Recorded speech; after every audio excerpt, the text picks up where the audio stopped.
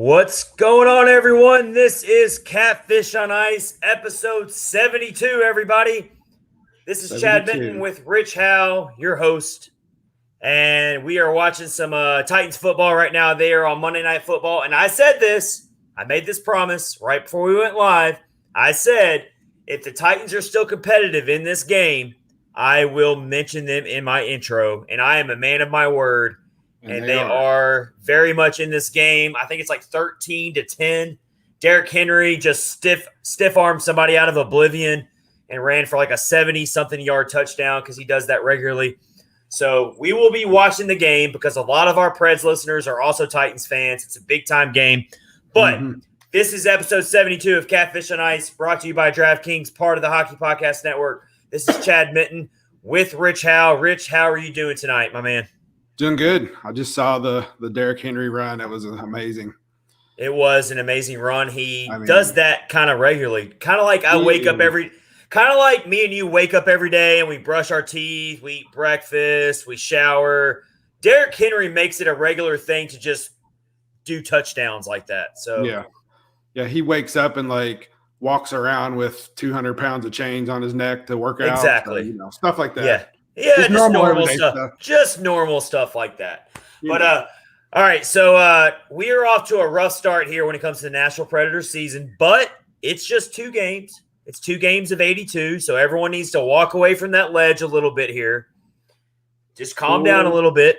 But the theme of our episode tonight is optimism. Optimism. Right. That's the word I want everyone to focus on. It's optimism. And that's what we're going to focus on here. It has been a little bit of a rough start, though. There's plenty of reasons to be worried. There's plenty of reasons to be concerned. We're going to get into those things because our opening face-off is going to be all about looking at this upcoming schedule here, and it's not pretty. It's not pretty. But guess what? I am wearing my Pecorine jerseys tonight. I haven't thrown it on for an episode in a while. It's probably been like 10 or 20 episodes since I've wore the Pecorine jersey for an episode. I got it on tonight because I think we need the power of Pecorine flowing. We do. Always. And so we're going to do that. We're going to get into an LA Kings preview because we are getting ready to play the LA Kings on Tuesday, and we're going to preview that. We got Victor Arvidsson making his return to Smashville, and it's going to be super awkward. Very strange. Very weird. Yes. So we're going to get into that. And then we got Kyle Perkins coming back tonight. He's going to join us he's going to do every Monday during the season. He's going to join us. He's going to join us for Perk's picks. So let's get into it. Let's start looking at also we're going to talk about these lineup decisions that John Hines has going. It's kind of throwing everyone for a loop. Yeah, it's kind of messing with people's hearts right now. Kind of what's going on with the lineups. So we'll get into that. Titans just scored a touchdown. Ryan Tannehill just ran it in. So yeah, Titans are winning over the Bills right now. So that's awesome. Nashville is crazy. Before we get into the episode, can I just tell you, Buffalo fans have literally taken over Nashville. I saw the pictures.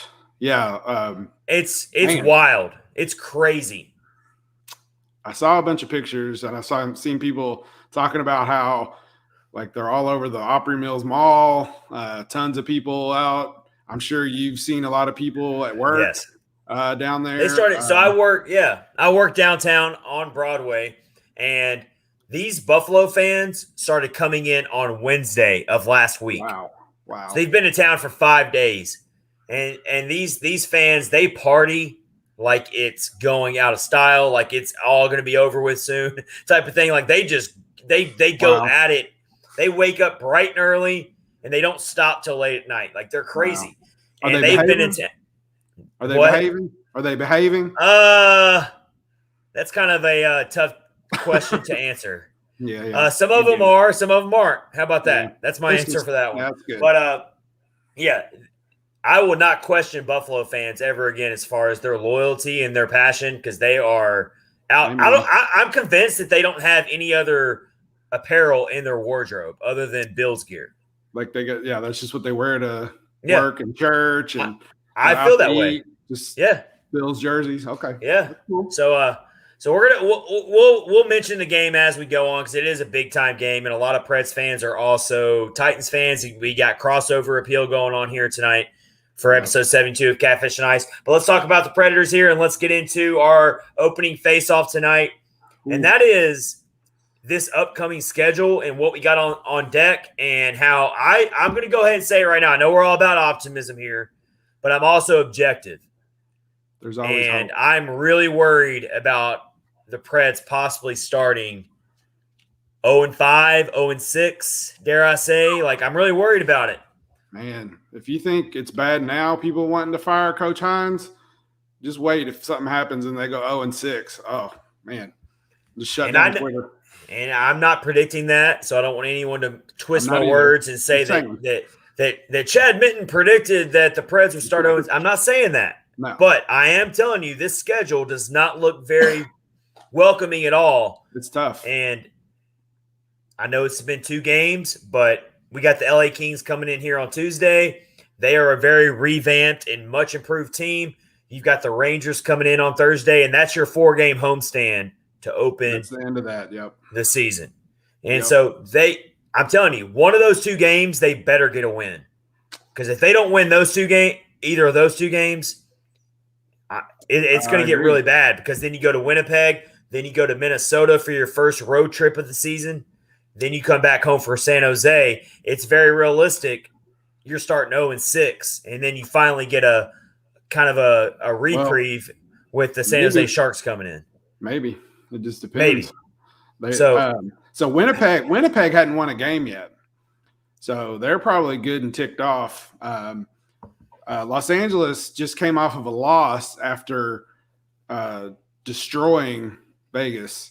Yeah, they beat the Golden. They beat the Golden Knights 6-2. I mean, that's like a beating of a really great Stanley Cup contending team. Absolutely. And then in the loss to Minnesota, Arvidsson actually had a goal. He had a power play goal, I saw, but they lost 3-2. So LA is no one to look over right now. So absolutely, they're not. But here's the thing. Here's where we're going to bring the optimism into it. The Preds have not played their best game in either one of their first 2 games, and yet they still had a chance to tie it at the end of both of these games. Yeah, against both Seattle and Carolina. Right. In the second game, they definitely showed some improvement. It was a way different game to watch. I got to watch the third period. What? Got football. Yeah. So it was definitely an improvement, although they did lose. They had to pull Saros. They did look better, but it was still a loss. And those are still tough no matter what. Well, it's really weird that both games they've scored after giving up an empty net goal. That's just like weird. They did. I know. That was really strange. The Forsberg goal, it was nice. I mean, he did what he had to do, and they had a legitimate shot to tie it up at the end. They had like 50 seconds left, I believe, and he just couldn't.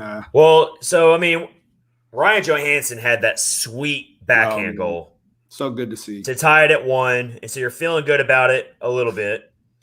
You take a 1-1 tie into the third period. You're playing against another team that you feel like on paper they're better than us, right? Yeah. And you go into that third period kind of feeling good about it. Like, the Preds have held the Hurricanes to 1 goal through 3 periods. That's pretty good. And Shvechkov gets a goal. He's a really talented goal scorer. Then Teravainen gets a goal, another talented goal scorer. And you got reminded really quickly how potent the Carolina Hurricanes are on offense. And Teravainen got the empty net goal, of course. So it's 3-1. And then that's when Forsberg scores a goal with 45 seconds left in the game. Yep. So it's like repeat of the Seattle Kraken game almost. Absolutely. And so you got to the Preds got to stop putting themselves in these situations. They do, and it's a story of it's always too late. Like, they wait to turn on the intensity when they're in a hole, and you need to play with intensity the whole game. I mean, I know you're going to have too late. Just too little, too late. You're going to have periods where not a whole period, but you're going to have little stretches where you're not going to play great, but you have to play with that intensity of we're down a goal throughout the whole game. Just pretend you're down a goal the whole game and just play that way. That's what they need to do. Absolutely. I totally agree with that. And so, I mean, there's still some things that they're doing very well right now. I mean, they held the Hurricanes 0 for 4 on the power play. And that is a very good accomplishment. That is. Because the Hurricanes are stacked when it comes to their power play. They absolutely And are so stacked. the fact that they did that is something you can hang your hat on, something you can feel good about for sure. Let's talk about some of these stats here. I mean, shots on goal. Hurricanes had 32. The Preds had 40. So the Preds have outshot their opponents in both of their first 2 games, but they've still lost. So, that's how weird hockey is. Well, I mean, shots on, because it's all about the quality of the shots on goal. Absolutely, just because you've got the shots doesn't mean they're quality shots. But right. I'm right there with you, Rich. I feel like Saturday night, despite the loss, was an improvement on Thursday's game. It was. And they did get some good quality shots, but they also ran into Freddie Anderson. I mean, he's had a great game. I mean, 38 saves on 40 shots. I mean, I mean, he's really, really good. I mean, and that's going to happen. That's going to happen. And that will happen. Had it been somebody else, hot goaltenders, anyone who follows hockey knows that sometimes you can play your best game and you run into a hot goaltender. There's a lot of teams who are victim to UC Soros on that same idea. Yeah. We were on the wrong end of that on Saturday night. On the wrong end, yeah. I mean, and we had to deal with Hurricanes Twitter again. I mean, oh my God. I don't even want. I mean, it's like I really feel like they don't have any other content other than the banner joke. Yeah, I like the Hurricanes players. I think they're really cool and fun to watch. I like watching it. They're fast. Everything about them. Sebastian Aho, he's amazing. All those guys. But man, their social media just makes me not want to watch them at all. And they probably go through that on purpose. They probably do it all on purpose. They know what they're getting. They know what they're doing. And a good social media person, they know what they're doing. Yeah. So, I mean, I'm not going to let it get all my feels or anything, but come up with some new jokes, please. And I put it out here. So the Bills social media, finally, they made a joke about, so the Titans, they tried to do a forward pass lateral thing on a kickoff. And the social media team on the Buffalo Bills said, finally, they called a forward pass on a play that mattered. And I was like, you know what? That's good shade. That's when it makes sense. And that'll be the end of it probably. It won't be a recurring every time. Like, come up with a different joke. Like, exactly. I don't know. Make fun of one of the players' haircut or something. Anything. Just something different. Yeah, exactly. So, I mean, good stuff here, but I do have a question for you real quick. Yeah. And this might be my ignorance. So the Predators actually, their social media team put out a tweet showing some banners that they made up for the Hurricanes. And one of them is like, cannot come up with original jokes. That's one of the banners. One says only tweets about the Predators. The last one says 3 years without touching grass. Do you know what that means? 3 years without touching grass. I don't know what that means. If there's anybody out there listening who can tell me, I really, it's probably something stupid that I don't know. I would like. Yeah, I remember seeing that and also being kind of confused by that. Okay, yeah, I didn't know if you knew or not. So, all right, carry on. Carry on. But anyway, the Hurricane. It's a tough loss though because when it comes to the Hurricanes, it's like you just want to beat them because they're social media team more than anything. Oh no, just to rub it in your face, right? But they're a good team, of course. We know that. And they're not in our division anymore, so it's like you don't have to worry about it as much. But yeah, looking back, let's get back into the point of this segment, opening face-off here, is we're looking at the schedule now, and we got the LA Kings coming in. We're about to preview the LA Kings here in a second. But the schedule just looks like I'm really worried about this team because they're doing all these lineup shuffles right now. And I get it. I know that Coach John Hines knows way more than I do about hockey. So I'm not trying to question his decisions. But at the same time, it's like you're 2 games in and you've got a young lineup and you need these kids to get comfortable. You need these kids to build some chemistry with each other. And you're out here like tinkering with it already. You got Cody Glass, who just got called up or came through the Ryan Ellis trade or whatever, and you're already sending him down to Milwaukee after 2 games. Rich, I know you have a good quote, right? I do, yeah. From John Hines regarding this situation. So yeah, go ahead and share that. I read this article in The Athletic by Adam Bingen. He always puts out just great stuff, but he was actually talking about Philip Tomasino, and he said, we felt like Phil could use a little bit of a breather. I wouldn't read in it too much. We want to keep everybody healthy or whatever. But then he said, talking about playing all the young guys, he says, you can't just play young guys. He says, you can just play young guys, but you're dealing with 2 things. You're giving them opportunities, but are they going to be able to be successful? And are they going to be able to contribute and help us win? Sometimes it comes down to different things. If you have a player like Olivier or Janot, they may have played 10, 11 minutes. And for them and their game, if they get 3 hits, block some shots, drive the net, they're going to come away from the game feeling good about themselves. But if you're a younger, offensive-minded player like Tomasino, then they can't get anything going, and then they're playing lesser minutes. It can be tough for them at this level to build up any confidence. And he also said something to the effect of, you have to be ready to go. It's not the NHL is not to build up your confidence. You just have to be full on ready to go. So yeah, it kind of puts it into perspective a little bit, and I get it.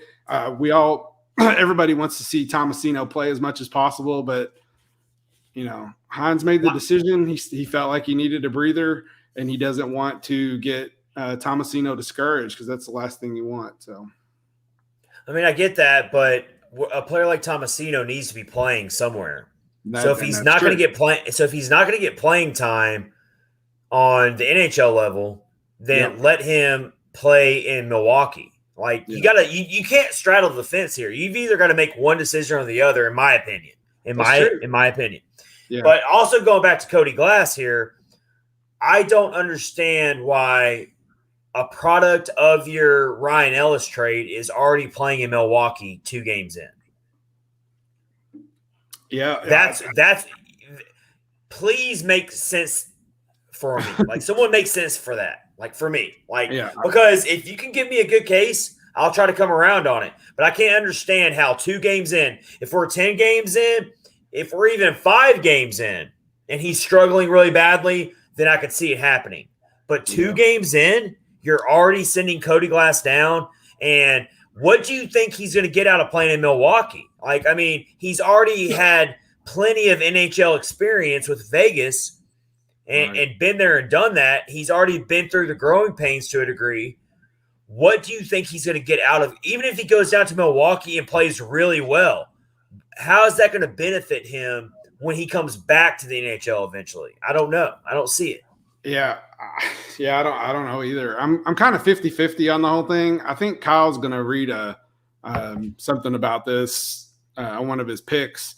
He has read another quote by John Hines regarding Glass, but I mean, I agree. I like I said, I'm 50-50. It's tough because you want to see these guys succeed. You don't want them to get frustrated, but on the same, the other side of it is Hines has to produce and win games, because we're at 0-2 right now, and people are already like, burn it to the ground, get rid of Hines, get rid of Poyle. So I'm not there. I'm nowhere close to being there I'm not yet. Either. But I think this is just me speaking again. People can definitely disagree with me, but I think it's really detrimental to a young player who you're boasting up to play NHL minutes.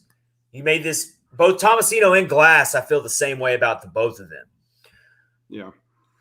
You need to commit to this youth movement and this, how you want to play. You need to fully commit to it, or you need to just go ahead and say what you're going to do, which is basically a rerun of last season, where you throw out all these veterans like Rocco Grimaldi. And this is no shame at Rocco Grimaldi, but you can't straddle the fence. I'm going to keep coming back to this. You can't keep saying you want to do this, but then you're going to do that. But then you want to do this, but then you're going to also do that. You can't do it. Come up with a plan, figure it out, get committed to it. The same goes with the front office here. You can't figure out what they're doing in the front office either. Sometimes they act like we're rebuilding. Then other times they say, no, we're fully committed to making another playoff run. Okay, well, we would love to see you make the playoffs, but also don't jeopardize the future of rebuilding and making sure we're not stuck in this perpetual mediocrity like we've been stuck in since 2017. I see both sides, but the part about the rebuild, I agree.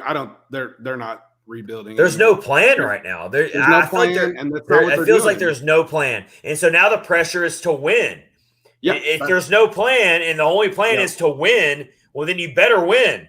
Yeah. And they've lost 2 games to open the season, and they got an LA Kings team coming in to Nashville who's not a slouch. And so let's go ahead and move into that part of our episode here. This is episode 72 of Catfish on Ice, presented by DraftKings, part of Hockey Podcast Network, with Chad Minton and Rich Howe, your hosts. And we got the LA Kings coming up next on the schedule. They're going to be playing tomorrow night. We're going to preview this game. We got Victor Arvidsson coming back to Nashville. It's going to be super awkward. It will. Do you know? I don't think he's one of in the top line. I guess that the crowd wouldn't say you suck when they say his name. So they better not. Yeah, that would be. I don't think they do that. I don't think so either. Yeah, I don't think they would do that to him. I don't think they'll do that. Yeah, I don't think they'll do that. Here's the deal about this game for me.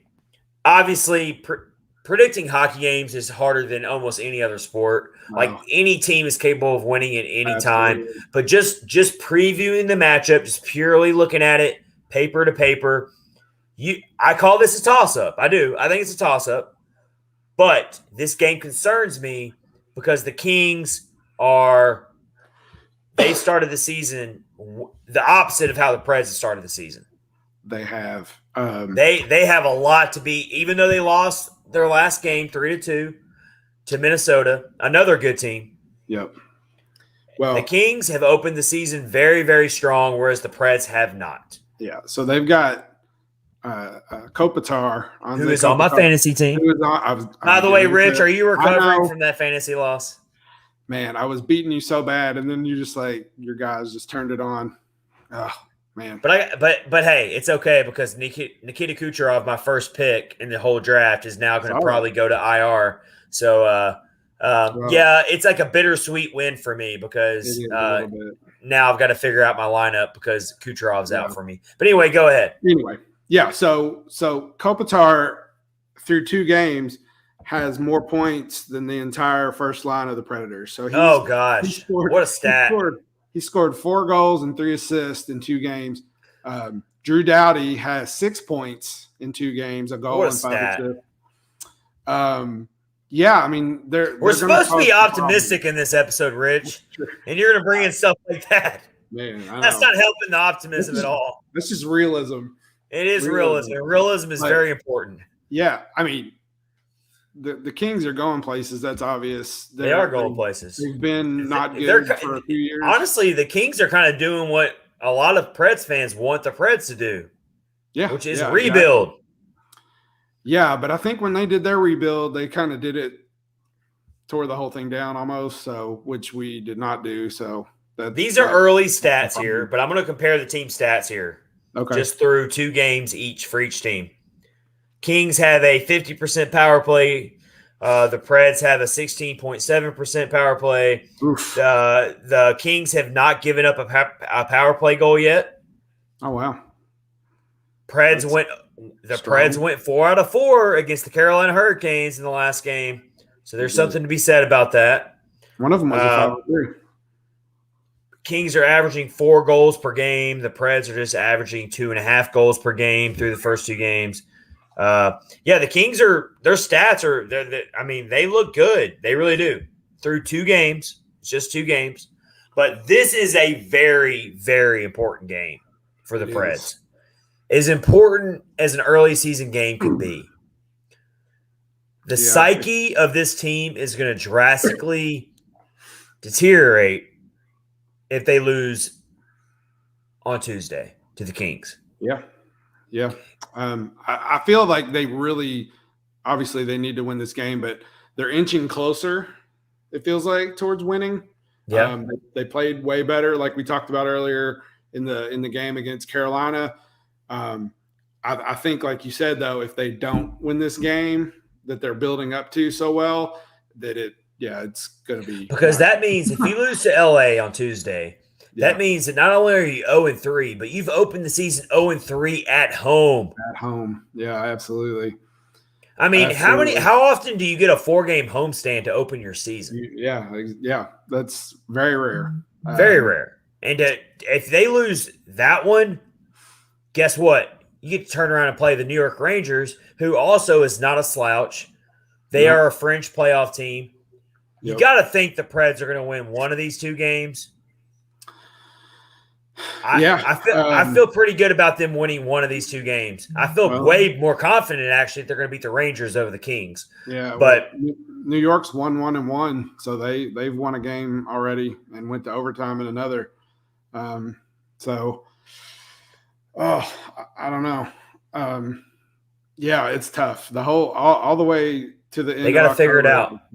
But exactly. They need to do something. I'm not sure the movement, the player movement we've seen is going to be enough. I don't know if he's thinking that that's going to be enough, but there's only really one place that you could put Tommy Novak, who they called up, and that's on the 3rd line, taking Cody Glass's place.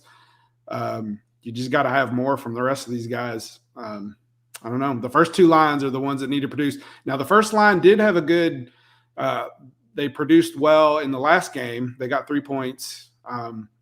So hopefully that's a building block for them, but they got to do something quick. Yeah, they really do. I mean, it's really coming down to they gotta minimize the mistakes here. Yeah. We got Kyle Perkins joining the pod. We're about to add in the stream here. He's back with us for episode 72. The legend. Let's get him in on the stream here. There he is. How do, fellas? What's up, K-Perk? What's up, man? Oh, same old. We're doing good. We're doing awesome. We're doing good. We're happy to be back. Are you catching some Titans football tonight? I've been reading the Twitter updates, and it looks I feel bad for those guys. It's 20-17 now. Bills up by 3. Yeah, but are they going to have enough players to play the second half? Oh, gotcha. I don't know. Yeah, I'm seeing injuries left and right. Every time I look up at the screen, someone's getting carted off. Wow. Yeah. All right, Kyle. So we were just previewing not only the LA Kings matchup coming up tomorrow night on Tuesday, but we were also looking at the schedule past that. And we're trying – this episode's all about building some optimism here because there's not a lot of optimism going on in Preds country right now. But unfortunately, as Kyle we haven't knows. done a good job. And so, Kyle, here's what I want to ask you first, man. Before we get to your picks, we're going to do Perk's picks. But I want to ask you who are the Preds going to win first against? Who are they going to get their first win against? Say it right now. Proclaim it. Make it a proclamation. Rangers. I think they'll surprise the Rangers. All right. Wow. That's not what I wanted to hear. 0-3? That's not what I wanted to hear. Yeah. The Kings scare me, man. The Kings scare me. LA's good this year. They are good. Kopitar and Doughty are leading the league in scoring. I didn't know that. Yeah, I don't know if we're in a weird time machine or what, but yeah, those 2 guys are leading the league in scoring right now. Yeah. It's not going to be a – I'll tell you, that's kind of how I feel about it, man. I'm really worried about this game almost because there's so much negative energy surrounding this team right now for the Preds that everywhere. Every loss is just multiplied right now. Even this early in the season. You got an 82 game. You got an 82 game season. We're not talking NFL football. where you have 17 games and every loss matters that much more. We're talking 82 games. They've lost 2. They had a chance in both of those games to tie it in the last 6 seconds. 2 weeks ago, everybody was like, oh, we're going to – the youth movement, and we know that there's going to be growing pains, and now it's like they better win a game in the Stanley Cup or I'm going to quit going to games. Right. Yeah, you've got to be bad to be good. It's just proven. I agree. And there's all kinds of people fussing about pulling the goalie, and they act like the Nashville's the only team that pulls the goalie. Everybody does this. I don't think they watch hockey as much. I'm not trying to be mean. Tampa Bay pulled their goalie with 5 minutes left 2 games ago. It has nothing to do with pulling the goalie. It has to do with not playing a full 60 minutes. I know it's cliche, but they're not playing a full game. And so Rich has said it before in the past. For some reason, the second period is this team's kryptonite. Yeah. Oh, big time. Big time. They can't do anything in the second period. No. And I do know that Ryan Johansson did score that goal in the second period on Saturday. So I'm not saying and we were saying, I want to get your thoughts on this, Rich, or Kyle. Sorry. Kyle, I want to get your thoughts on this. On Saturday, do you feel like the Preds did make some progress from the Seattle game as far as, even though they lost, they're playing against I think, a much better team in Carolina. And once again, they had a chance to win that game. I mean, they tied it at 1. Ryan Johansson had that gorgeous backhand goal. And then that's kind of when the Hurricanes, they eventually got the lead. They scored again. But kind of give me your thoughts on that, man. Do you think they showed some progress at least? I do. They look more together. They still look lost. Their passing is bad. The passing's the worst thing. It is. Honestly right now, because they pass to the boards more than they do their other teammates. It's just they look out of sync. Yeah. But there was a lot of things that did look better. The penalty kill looked really good. Mm-hmm. You stopped a 5-on-3 against Carolina. That's doing something. That is impressive. Aho and Svechnikov and Teravine and that whole crew there. If you stop that, you're doing something better. There was definite improvements made. There's still a lot of problems, but like they say, how do you eat an elephant? And that's why I feel like this LA Kings game is as important as an early season game can be, because we've got to get that confidence back here. Because all you really look at, most people, all they focus on is, did you win or did you lose? A lot of fans don't focus on, how did you lose? Did you put up a good effort? Were you in the game? All this stuff. All we see is the Preds are rebuilding and they're already 0-2. So they got to get a win here. And I just feel like it's really important that they get a win against the Kings tomorrow night. Like it's for the psyche, it's really important. Yeah, I think so too. They either need to win or lose in overtime or a shootout. It needs to be, at least, yeah. They either need to win or get it out of regulation. That way they can say, "Hey, we at least were here." Yeah. It was a tie game. Which I mean, to be fair, they were there in both games. Yeah. It just they waited too late to actually get that last goal. Like they waited till giving up the empty net goal to actually get the goal, which is just not going to work, Yeah, that was like Tolvanen after the first game. He did his post game interview, and you could tell he was just dejected. Saw that, yeah. And he's just sitting there. We played 30 minutes of hockey, and that's not going to cut it. That's generous, maybe in that first game. Yeah. So the first game they did not play well at all. Nah. I did just see a highlight that Seattle still cannot fight. I don't forget which guy it was, but guy from Philly beat the brakes off of him. Really? It was bad. So they're 0-2 on fights at least. That's right. Let's get in. Exactly. So before we get into Perk's picks with Kyle Perkins just jumped in on episode 72 of the podcast. Real quick, we want to let our listeners know that we are brought to you by DraftKings. We're keeping an eye on the Tennessee Titans game tonight. They're on Monday Night Football. Buffalo fans have completely taken over Nashville. Like it's basically Buffalo South at this point. It's not even Nashville anymore. And I got to deal with them firsthand all weekend. And most of them are pretty nice, but they are a rowdy bunch. And but we got NFL fans hungry for another week of football, and DraftKings is there for you. And right now, all you got to do is download the DraftKings Sportsbook app now and use promo code THPN. Bet just $5 on any NFL team to win their game and win $200 in free bets. If they win, you win with promo code THPN this week at DraftKings Sportsbook, an official sports betting partner of the NFL. Must be 21 years or older in New Jersey, Indiana, or Pennsylvania. New customers only. Minimum $5 deposit and $1 wager required.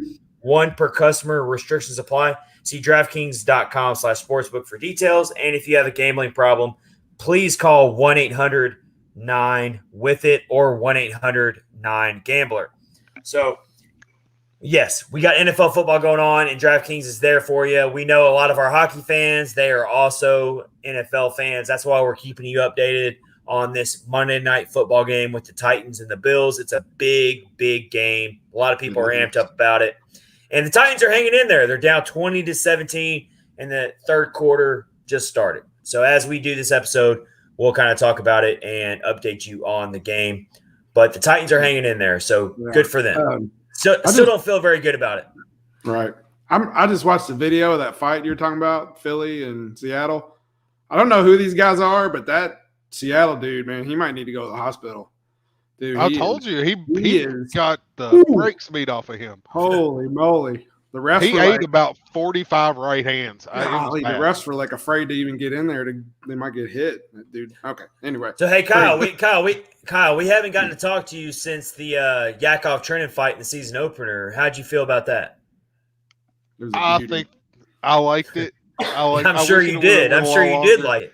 I think Yak kind of got tired of hitting him. Honestly, that's what it looked like to me because he gave him kind of a little pat on the back after. He's like, okay. I don't know if you can see my shirt or not, but it's from Bring Hockey Back. It's got Enforcers Will Never Die. And, I love it.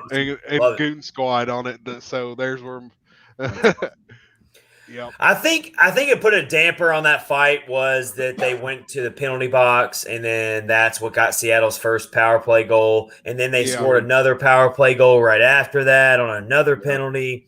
Completely changed the game. Yeah, but that's what we talked about. Like, if you're going to fight, you have to be able to. Your penalty kill has to be able to back it up. But even with that, what got him in trouble was he took the extra. He had the extra 2-minute penalty. Yeah. So if it would have just been the fight, it would have been okay because it would have been all. And I think they tagged him. I'm pretty sure they tagged him for the excessiveness of it. Like, I think because he was the one that started it. He's the one that kind of. That's how I understand it. Is Sissons got drilled. It was a legal he got hit. Flattened. It was a legal hit. It was a good hit. If it was one of our guys, I would have been like, but. Trenton didn't like that, and Trenton did not like it, and I can't fault him for it. And I really don't know that should have been an extra penalty. Yeah, I'm kind of right there with you on that too. How do you call that? Like, in that kind of situation, how do you call that an extra penalty? Like, I'm right there with you on that. But we're not going to dwell on the past. Yep. Kyle, let's go ahead and get into your Perks picks for this week. I'm really excited to hear your picks for this week. We're going to get into it right now. This is Perks Picks with Kyle Perkins for episode 72 of Catfish on Ice. Go ahead and get us going, Kyle. All right, we're going to start off with everybody's favorite topic about the Nashville Predators. Oh, what's that? That is the curious case of Matt Duchene. Oh, gosh. Here we go. So, Rich and I had a conversation. Was it during the game the other night or after? I think it was. I don't remember. But Matt Duchene's biggest enemy by far is himself. Mm-hmm. He is trying too hard to do things that are maybe beyond his skill set. And we both agreed that the biggest thing that we see with him is he tries to go behind the net. And every time he tries to take that corner behind the net, it goes horrifically wrong. Yep. He either gets drilled, loses the puck, or it gets off of his stick, and he's trying to do too much, and that's really affecting his game. And I think that goes back to even last year, because last year his stats were similar, and the fact that he was trying so hard all the time to score, and it looked like he looked like you were playing NHL 22 or whatever one you've got. Right. It looks like you're playing an NHL video game and you're just trying to score, and you'll do anything to try to score. Yeah. That's a good comparison. Yeah. It's He had 3 shots on goal in the game against Carolina this past Saturday. But yeah, you're right. Like I do see that from him. I see him pressing like way too much, almost playing out of character, because these players are human, and they might say they don't read the media. Yeah. They might say they don't know, they don't pay attention to the outside criticism. But let's be honest, they are human here. And Matt Duchene is a very smart and intelligent person. And I guarantee you he knows that he's got something to prove. And so he might be, to the detriment of his own game, he might be over pressing right now. Exactly. He's trying to do. It's just like anything you do in your own personal life. If you're trying too hard, Rich, you're a musician. If you're trying too hard to play something, how's it going to go? Usually I just turn it off and put it down and don't touch it for about a day or two. Oh, exactly. Tough, but it's very for a professional hockey player, they can't do that. Absolutely. And it's all the time. Why is this guy not scoring? Why is this guy not doing this? Why is this guy not doing? And it's all the media, and it's everybody's looking at you. Yeah. And I would say I feel bad for him in a way, but then again, he gets paid $8 million a year to play hockey, so it's like it's just like he's lost the handle on the puck. Like he doesn't have any hands anymore. You know, like he takes it back behind the net, and he's wanting to make a play and dish it to somebody, but this is what I told Kyle, he gets close to the boards and he gets pinched off and he can't go anywhere, and then he winds up losing the puck. And it happens like a lot. So hopefully he can overcome that somehow. I'm not sure. I also feel like who knows? I don't know. I also feel like with Matt Duchene, I feel like he sometimes he just, every time, like it seems like bad luck. Mm-hmm. It's always, he's like the common denominator a lot of times. It's like how does this bad luck keep happening? Like whether it's bad puck luck, like the puck bounces, you see that all the time in hockey. It's called bad puck luck. I feel like it always victimizes Matt Duchene. I would like the stat on how many posts he's hit in the last year. Yeah, absolutely. We'll have to get with Natural Stat Trick or Evolving Wild or all those statisticians that follow all that stuff that are way smarter than me. But I would be very interested to know that as well. We're going on like 3 years of him having bad puck luck. So hopefully that'll hopefully he'll get next figured pick, out. Kyle. Yeah. All right. Next pick is one of the roster moves that was made over this last week, and that is Tommy Novak coming up from Milwaukee. And I'm not sad about Novak getting a chance. Was talking to CJ Wodashek, and I hope I said that right. I talked to him earlier, and I was like, I want to pronounce your name right. So I hope I did. I was talking to him. He follows the ads, and he's really big on what they do, and he was talking to me about him. He just glowed talking about him and talking about his hockey IQ. And everybody makes the point of how many points that Tomasino had last year in 29 games. Novak had the same amount of points in 2 fewer games. Mm-hmm. Good point. Saw that today. But he only had 8 goals versus Tomasino having a whole lot more goals. He is more of a playmaking center. He had 3 assists Saturday night in Milwaukee's first game. There you go. So he's a guy that dishes it and makes things happen for other people. He's 24 years old, so he's still a young guy.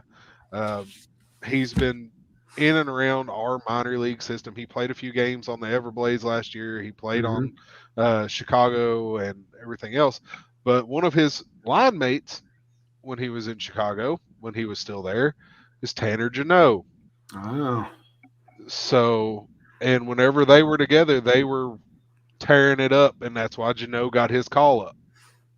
So there's already a chemistry built in there. That's good.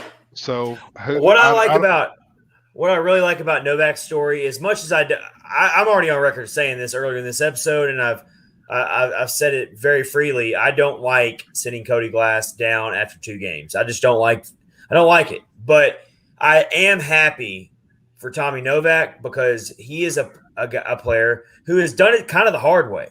He's a 2015 draft pick. He didn't have nearly the buzz around him that an Eeli Tolvanen has had, or Philip Tomasino has had, or Igor Afanasyev has had, or any of these other players where we're like, oh my God, we can't wait for you to get to the NHL. Tommy Novak doesn't really get a lot of love. He doesn't get a lot, except for the people who really follow the prospects. He doesn't get mentioned that much. So I am happy for him. I don't want people to take me the wrong way on that. But I still don't agree with pulling Cody Glass so soon out of the lineup. And Kyle, I think you had some more thoughts on that, right? About the Cody Glass situation? Yeah, that's coming too. All right. Well, all right. Hey, listeners, that's called a tease. So keep listening to the podcast episode 72, because Kyle's going to tell you why about Cody Glass here. But at the same time, that's just kind of how I feel about it. Yeah. I feel like Cody Glass should still be on the NHL level. I think good thing you just mentioned about Tommy Novak, though, is like he's got chemistry with those guys. He's got chemistry with Jeannot. Obviously, he's played with Tomasino. They know each other. Cody Glass doesn't have that. So maybe that might be a reason why they did send him down, to build some chemistry with these guys. And then, then when he comes back, he'll be better than ever, hopefully. So, that might be a reason. I don't know. But talking to CJ earlier, we were talking, and I said maybe have him go as center on that third line in Glass's spot, and have Tomasino on one wing and move Jeannot up and have him on the other. And so take Grimaldi back out. Absolutely. Kyle's going to say take Grimaldi out. I guarantee it. As far as you can. Put Cousins on the... I don't like it. That's all right. Well, I like Grimaldi. I want to break up the fourth line. That's why I wouldn't want to move Jeannot. Jeannot has earned it. Rich. Jeannot has absolutely earned his right to move up the lineup. But does he need to? Yes. I don't know. Anyway, that's just my opinion. I would put Novak in for Glass and put Tomasino and Cousins on a line, but that's just me. It either needs Cousins or Jeannot, either one. I just think Jeannot, because there's already that pre-built chemistry. That's true. You're right. What makes me nervous? Before we go to Kyle's next pick, I just want to say this real quick. So making all these lineup decisions, though, you're basically, because if you put Tommy Novak in the next game on Tuesday night against the LA Kings, he's going to make mistakes. And so we keep saying like, oh, the Preds are 0-2 because they keep making these mistakes. Well, I'm sorry, but Tommy Novak is probably going to make a couple of mistakes, and one of those mistakes might cost us the game. So if you're going to keep doing these things, you gotta make your bed and you gotta lay in it. That's how I feel about it. You gotta let those young guys make their mistakes and learn from them. But you're just rotating in new guys making new mistakes and exactly. That's my exact point. That's why I do not like Cody Glass not being in the lineup anymore. It has nothing to do with Tommy Novak not deserving it. It has to do with how are you going to take the guy who is a big piece of your Ryan Ellis trade, and 2 games into the season, you're going to send him back down to Milwaukee. I just don't. He's already got all this experience with Vegas. It's not like he's some new player that's never played in the NHL. Like, he knows what it takes. And so what's he really going to get out of Milwaukee? I just don't know. I don't feel strongly about it. Yep. All right, so we'll move ahead to Glass. Since we're talking about Glass. Kyle's like, let's just move on. Well, we're just gonna just slide that transition over. We'll go ahead and start talking. So whenever this came out, I straight up overreacted, and I made probably a little bit too harsh of a hot take of it. But I really like Cody Glass, so I was kind of mad. But that happens. But today, You weren't the only one. John Hines came out and had a statement about the whole deal. And while I still don't like it, it makes a little bit of sense. And if y'all are all right with it, I'll read his statement. Yeah, read the quote. Yeah. Yep. He said, "We had a good talk with Cody. We think he's been pretty good in the preseason, the first couple of games, but with the amount of minutes that he was playing, and I think coming to a new organization that he needed a little bit more time. He's a really smart offensive player, puck distributor, good power play guy, and I think when you have young guys that are in the lineup of that style of player, sometimes they're really ready to get a lot of touches and maybe come in through preseason and you got some points and you got some mojo going to your game that I think the confidence level and decisions with the puck are there."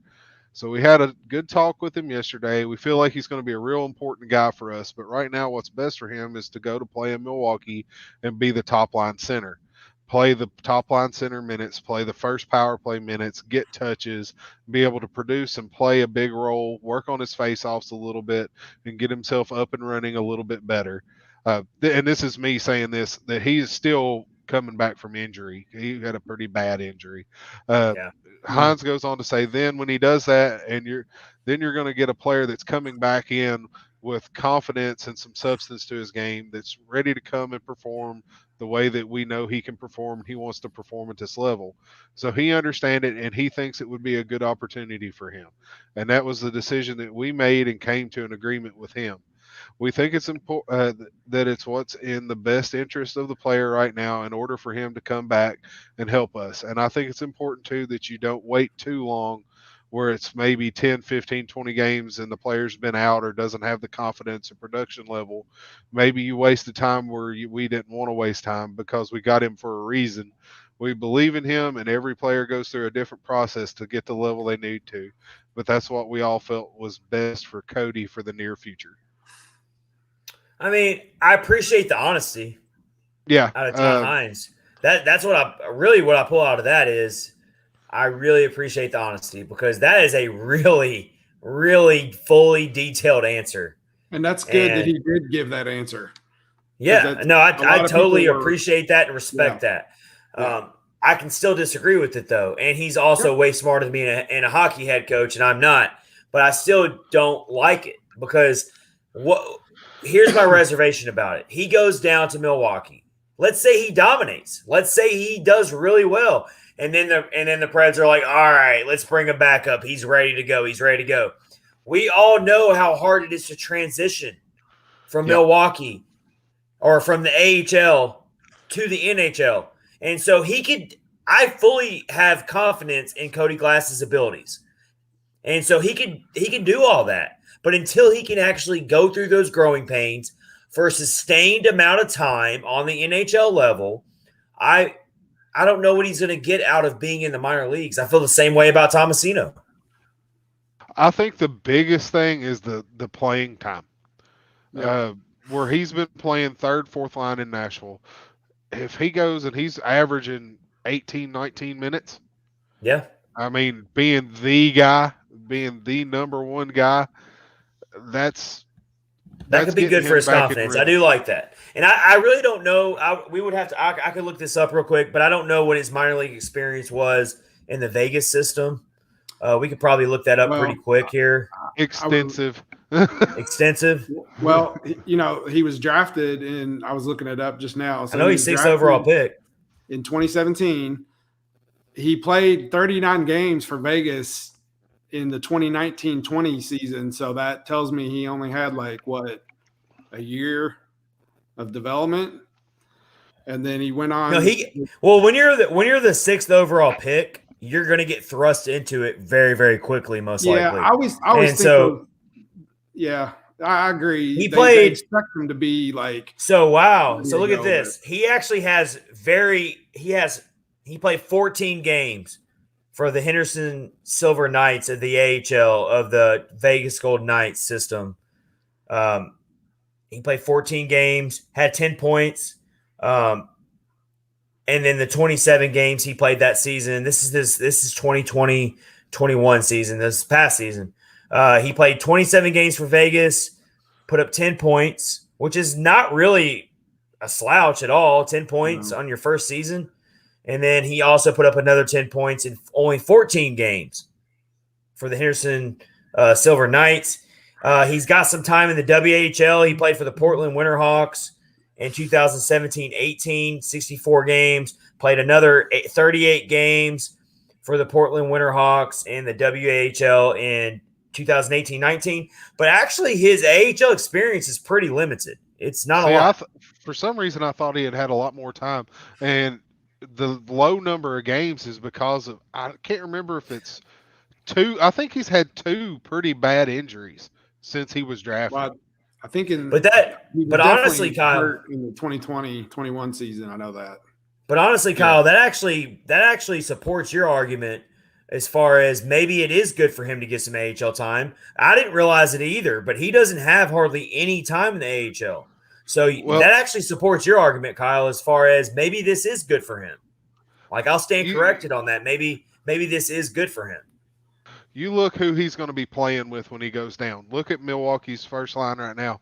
I can't remember who the other wing is, but one wing is Igor. Yep. Yeah. You've got Afanasiev on one wing. So, yep. And he's only 21 years old. Yeah. Cody Glass is young. Yeah. So I heard somebody say, I don't remember, or I read it somewhere on Twitter, that their opinion He's 22, actually, Rich. Oh, he's 22. Okay. Oh, is he? Still young. Vegas ruined his development.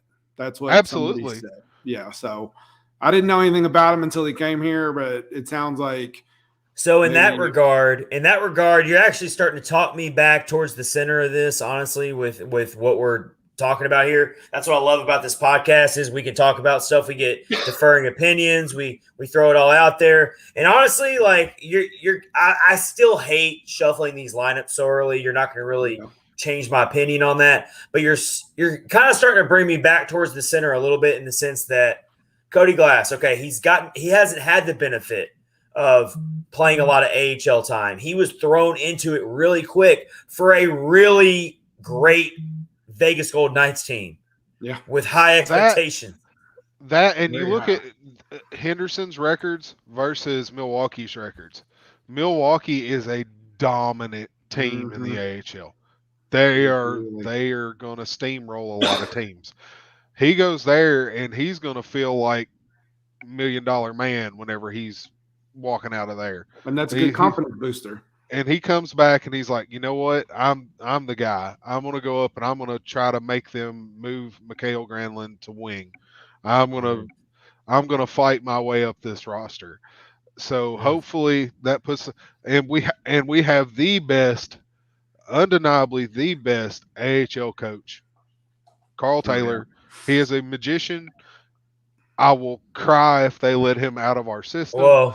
Let me tell you before we go to your next pick, Kyle, let me tell you right now, if something happens, unfortunately, when it comes to John Hines, let's say they do have to fire him during this season, which I don't think is out of the realm of possibility. I'm just going to say it right now. I would love Carl Taylor to eventually be the next head coach of the Nashville Predators. If we're going to be this youthful team, then let's go ahead and bring Carl Taylor in, who has already proven that he can coach young players. Yep, I'd be more than okay with that. But I'm not advocating John Hines be fired. No one take that out of context. I've been fussed at for being a Hines apologist for a while. If you all said that you wanted Hines fired, we'd get tons of people viewing this podcast. No, Rich Howell's the Hines apologist of the show. I am. I don't care what anybody says. I don't care what anyone says. I don't care. His honesty in answering questions is, I love that. And when I went to a Preds practice, this was before the season started. I really, really loved how involved John Hines was with the practice. Like, I mean, I'm sure a lot of coaches are that way. I don't go to every NHL practice. I don't have the time on my hands, obviously, to do something like that. But I did appreciate how involved he was with the practice. And he does really come off as a player's coach. So I do appreciate that. Let's get to your next pick, Kyle. All right, that would be Ryan Johansson finally doing Ryan Johansson things. There you go. Oh, there you go. The goal he scored is a quintessential Ryan Johansson goal. He did something that only a guy that is his size, with his reach and his puck skill can do. Agreed. Just do it every game.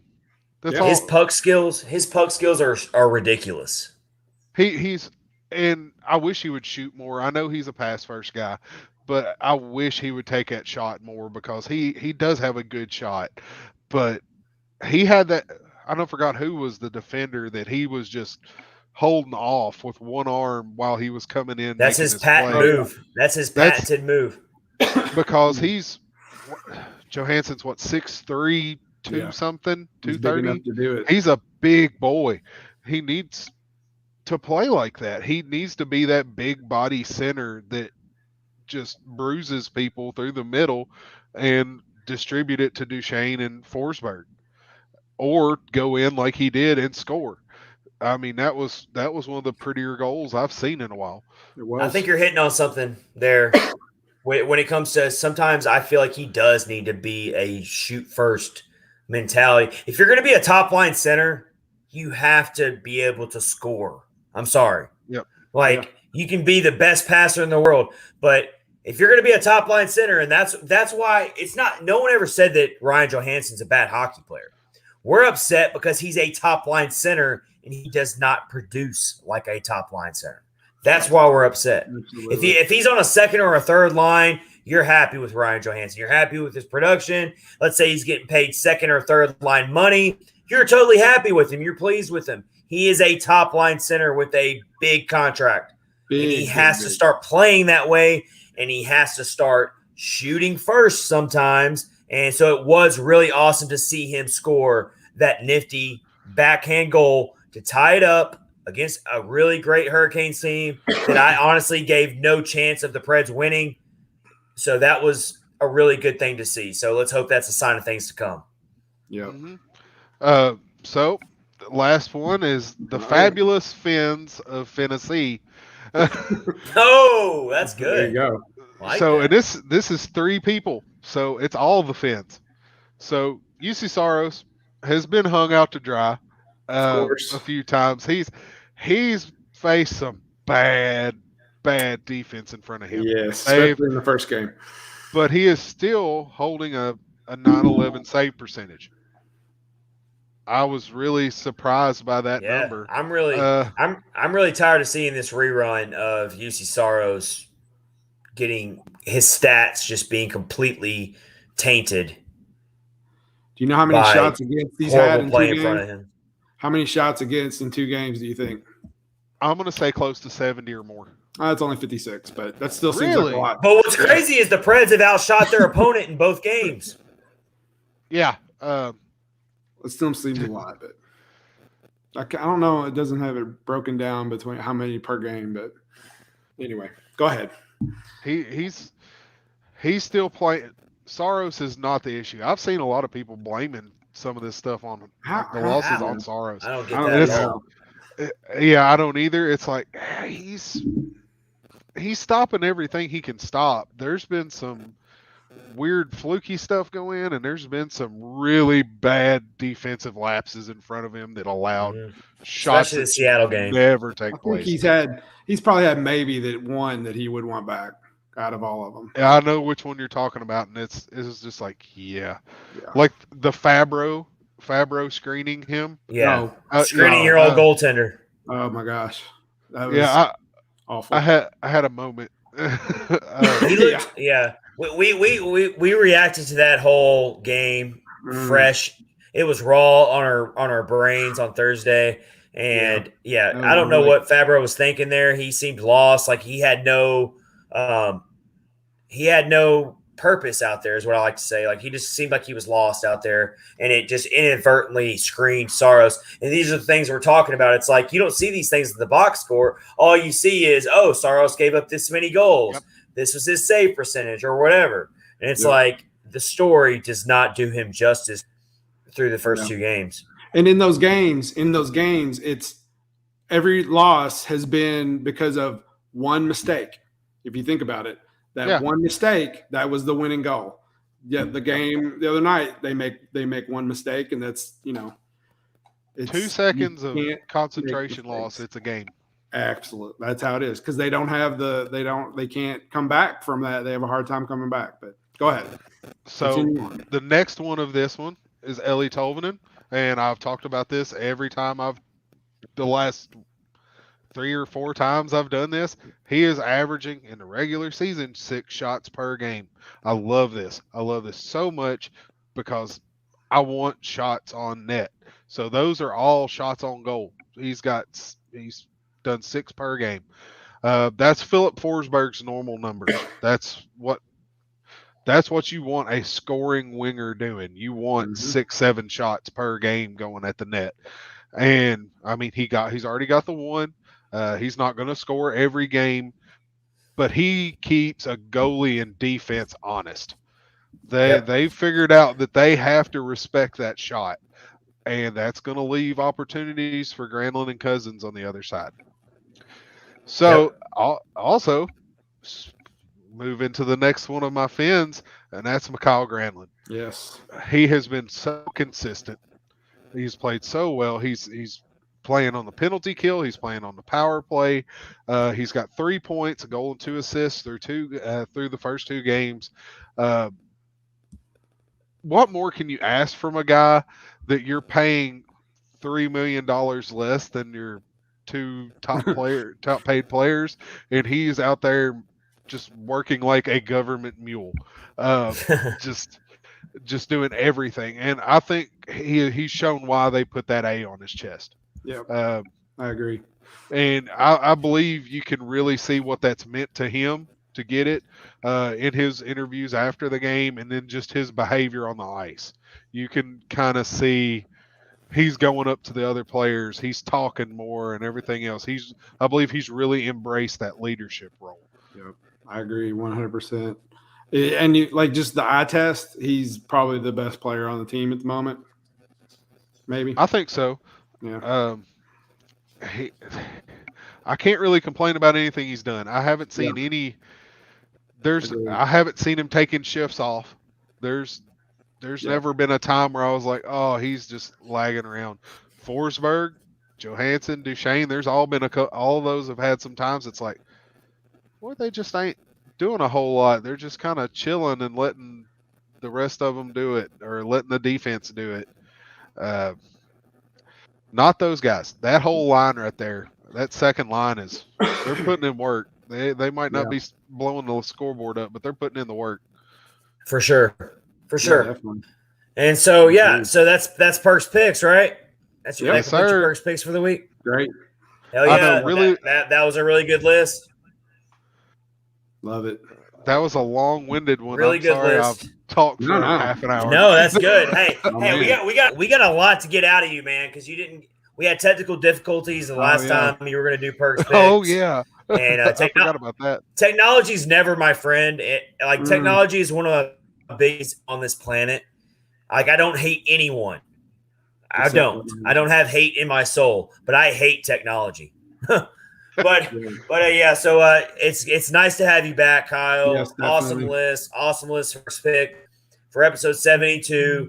We will be back Thursday to do our Central Division power rankings. We'll be back to react to not only the LA Kings game, but also the Rangers game. So next episode 73, we're going to have 2 episodes to react, or 2 games to react to. And we're also hopefully not going to be reacting to 0-4. We got to get a win. Guys, we got to get a win. I'm going to stay off Twitter. All I care. Yeah.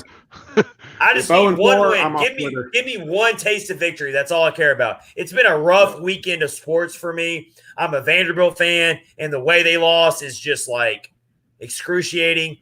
There's a lot of Preds fans who are Vols fans, and Vols fans. I am can't even go to links to describe. We need a whole other episode to talk about what happened at Neyland Stadium over the weekend.